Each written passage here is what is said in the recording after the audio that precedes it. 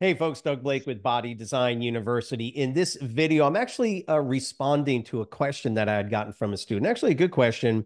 I hear it fairly often, but I do know that there is some confusion with terminology, and that's what I would like to address and kind of help you with. If you've ever taking the test or you're going over materials and you confuse some terms because you see the word flexion and you're thinking of the flexing of a muscle, but yet flexion and extension means one thing and flexing it's kind of confusing. Well, that's basically what I want to talk to you about in this video. And the question really was based on the idea that if I'm doing a push-up, how come the movement of the elbow doesn't involve flexing the bicep, for instance? So kind of step back here for 1 second. I want to make sure that we understand the terminology, and this should clear it up for you, especially if you think it through a little bit.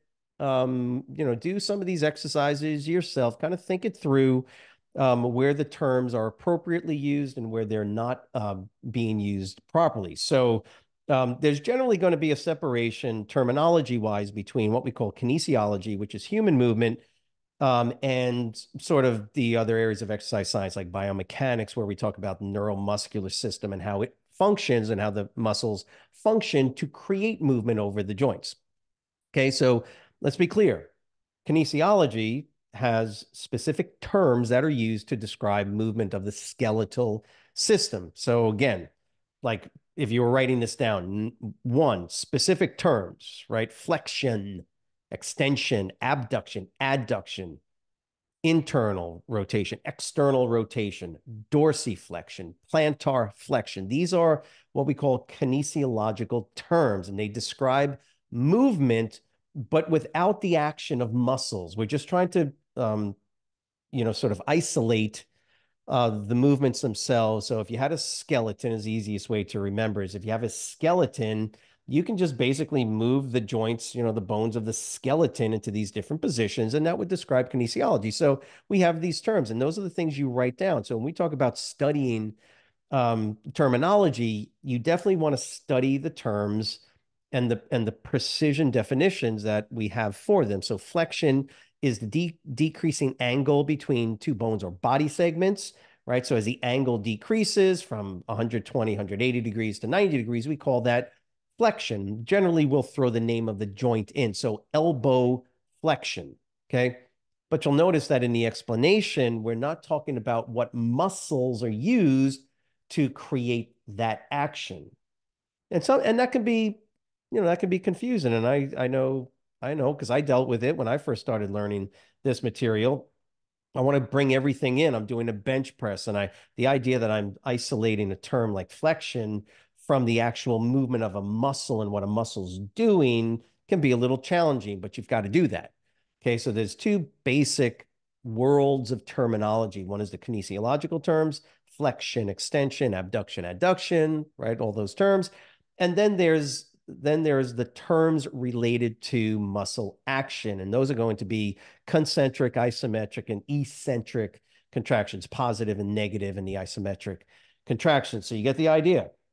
Okay, you got to separate those two worlds, so to speak, of terminology. One describes movement of a skeleton without muscles, and we have these terms that we use, and then we have actual discussion of the neuromuscular system or the muscles and what they do when they shorten and they lengthen to produce movement over the skeleton. Once we bring all of that together, now we can talk about exercises. But until you're comfortable with the two worlds of the terms that we talk about, you want to definitely get those guys down pat. Remember, flexion and extension are kinesiological terms that describe the angle between two bones or two body segments.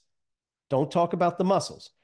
Flexion, the angle decreases. Extension, that same angle that we talked about flexion-wise with the angle decreasing, increases. They're just the opposite.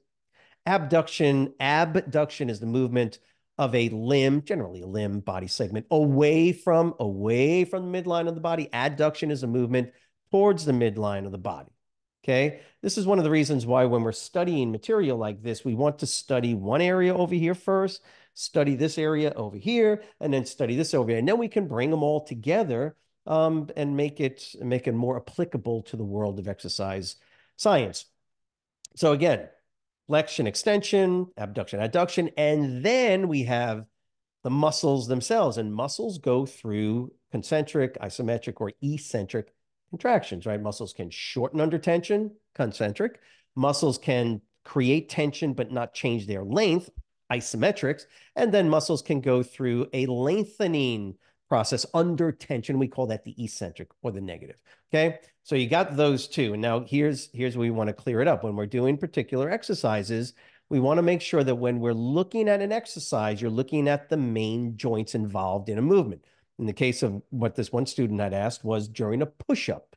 Okay. So during a push-up, you have your shoulders and your elbows. Those are your prime, or excuse me, those are the main joints involved in the movement, right? So I'm doing a push-up, pretend my hands are on the ground, right? So I'm pushing forward this way, that way. Those two main joints, the shoulders and the elbows, are going through fairly extensive ranges of motion, right?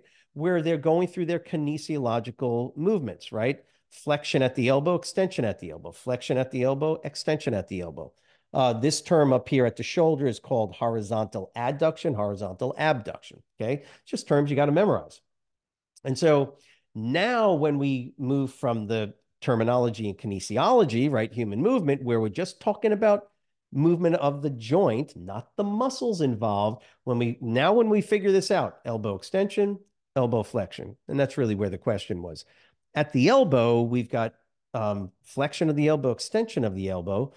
Now the question is how do we incorporate the muscle action into that? And this is where it can get a little confusing. And I think the one word that confuses people more than anything is flex, flexion, flexing, flexes. And that for sure is an issue because the terms obviously are so similar, but yet they belong in these two different worlds. Remember, flexion has nothing to do with muscles, but yet in the real world, so to speak, what do we do? What do we do to muscles? We flex them.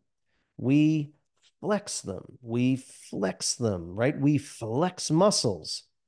It's because of that there is some confusion when we talk about flexion, which has nothing to do with muscles. And here we are talking about flexing a muscle. So if you want, write down flexion, no muscle. We're not talking about muscles, right? Flexing, right? The verb flexing, right? Flexing a muscle. I flexed my bicep.